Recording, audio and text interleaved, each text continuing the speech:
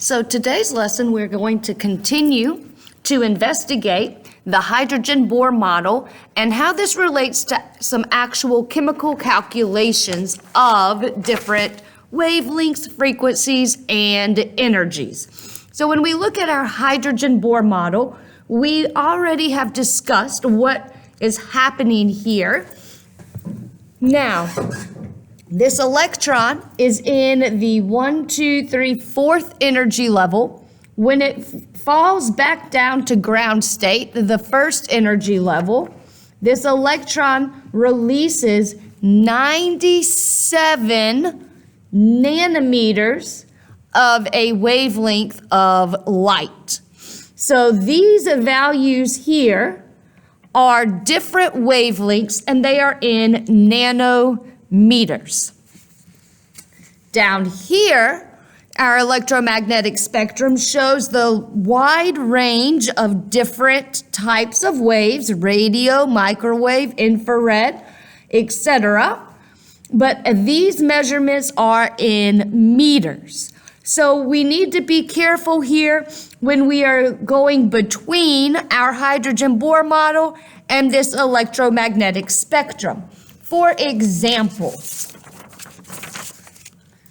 in this particular case, this electron is on the 3rd energy level in its excited state, and it falls down to the 1st energy level. Its photon of light is 656 nanometers. So if that is in nanometers,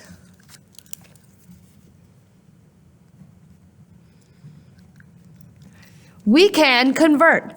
If nanometer is on top, we could put it on bottom. We can go direct to the meter, where the meter is larger than the nanometer, so it gets the 1. And the nanometer gets the 10 to the 9. So 656 nanometers is 6.56 times 10 to the minus 7 meters.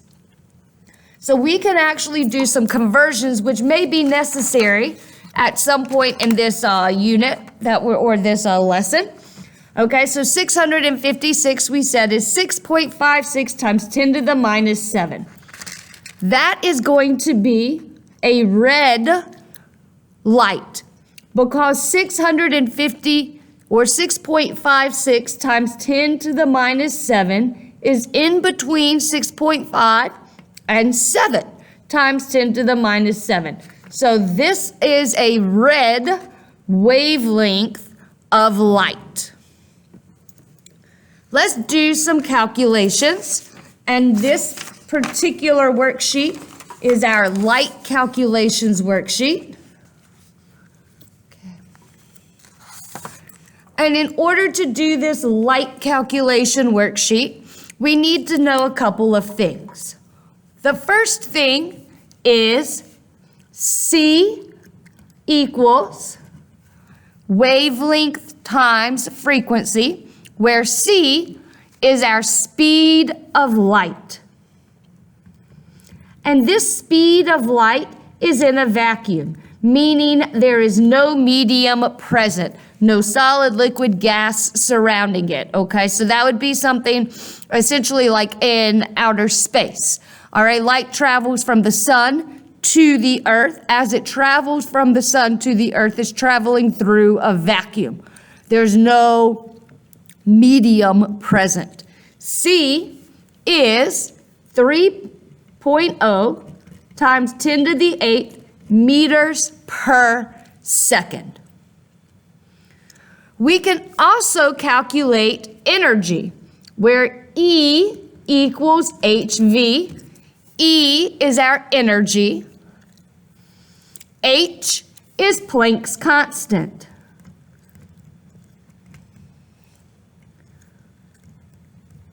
And Planck's constant has a value of 6.626 times 10 to the minus 34 joules times seconds.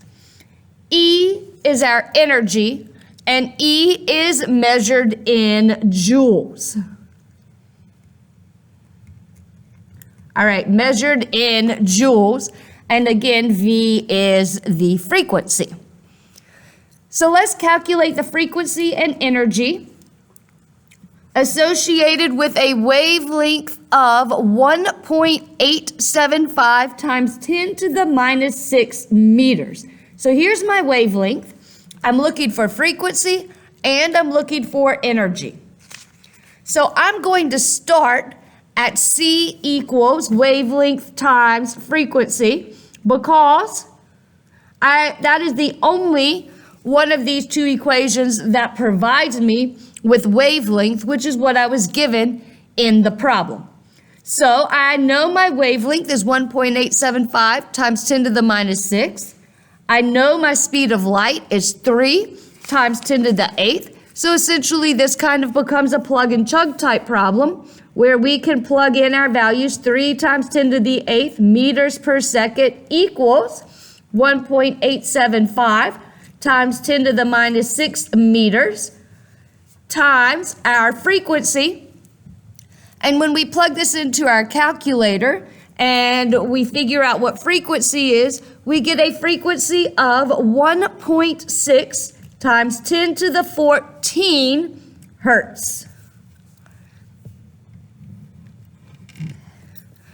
Now that I know my frequency, I can then plug that back into my E equals HV, Planck's constant times frequency formula, where Planck's constant is going to be 6.626 times 10 to the minus 34 joules per second times my frequency, which is 1.6 times 10 to the 14 hertz. So frequency is measured in a hertz, and we're going to talk about what a hertz is here in just a second.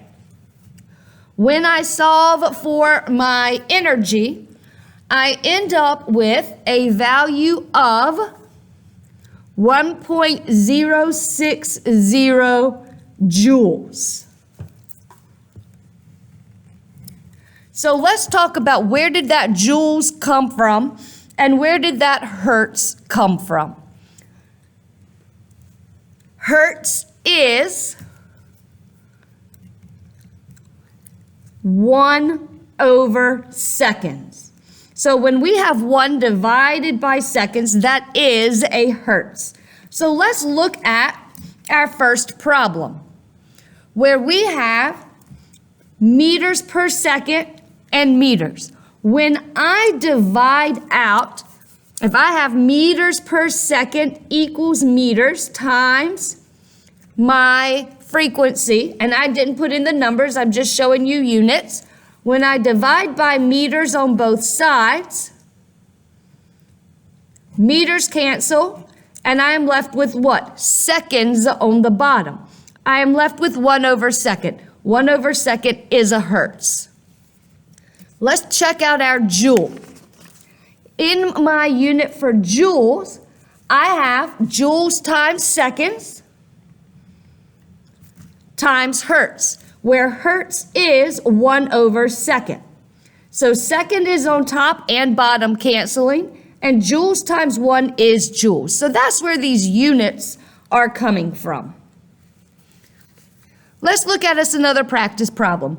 We want the frequency and wavelength associated with an energy of 3.65 times 10 to the minus 10th. So when I work this problem out, I've given energy, so I'm going to have to start with E equals HV, where my energy is 3.65 times 10 to the minus 10 joules.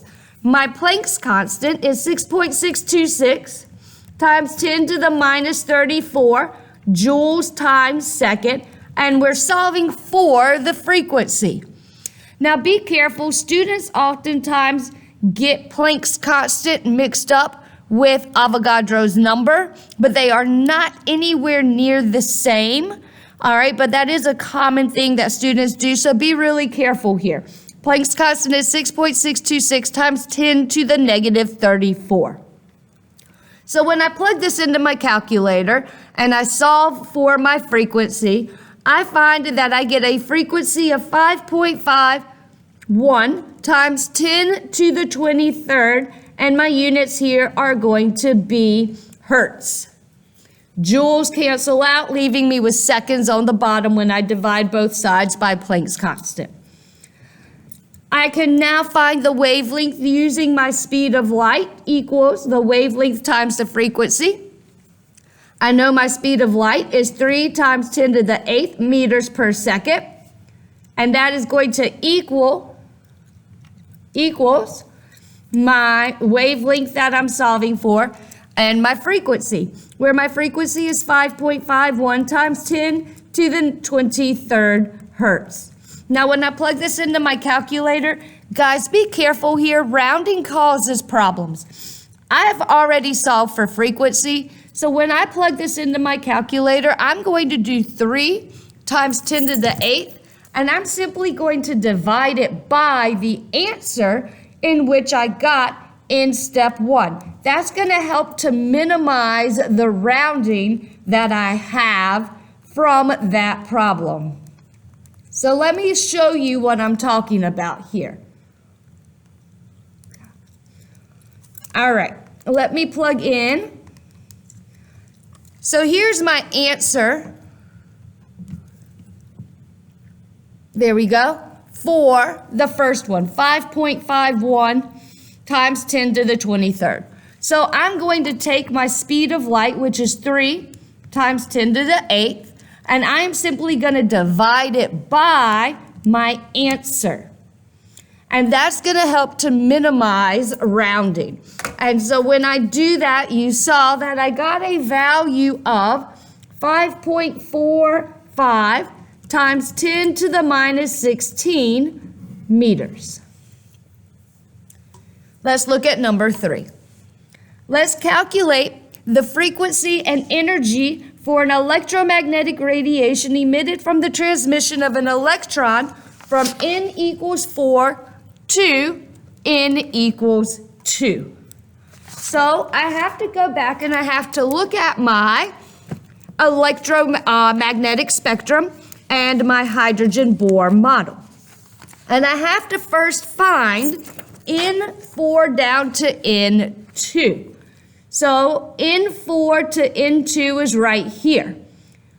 My electron is excited at N equals 4 and is moving to ground state at N equals 2. Now this gives me 486.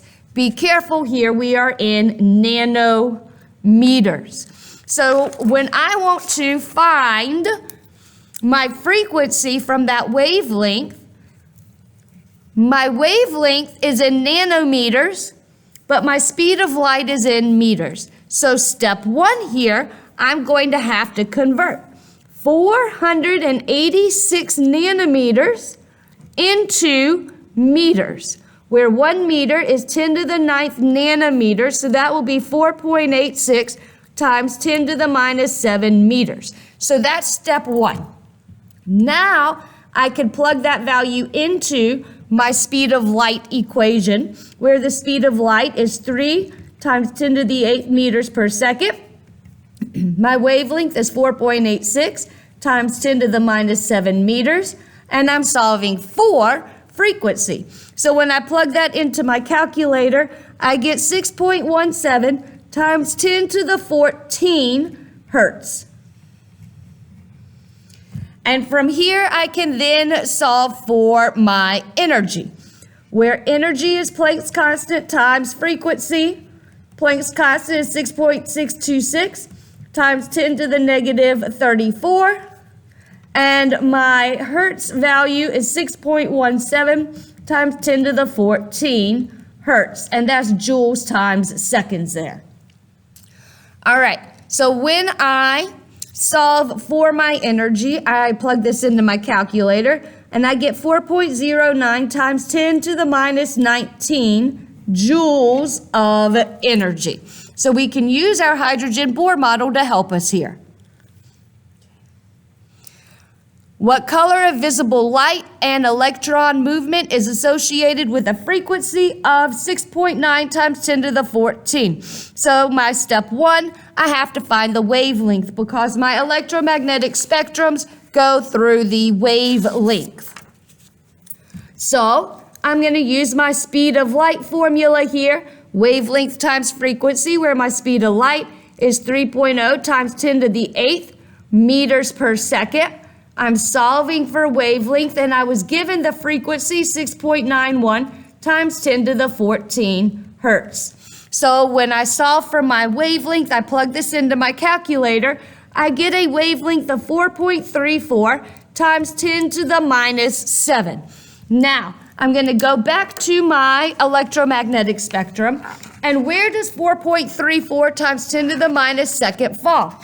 It falls between 4.2 and 4.9 times 10 to the minus second. So this color would be blue.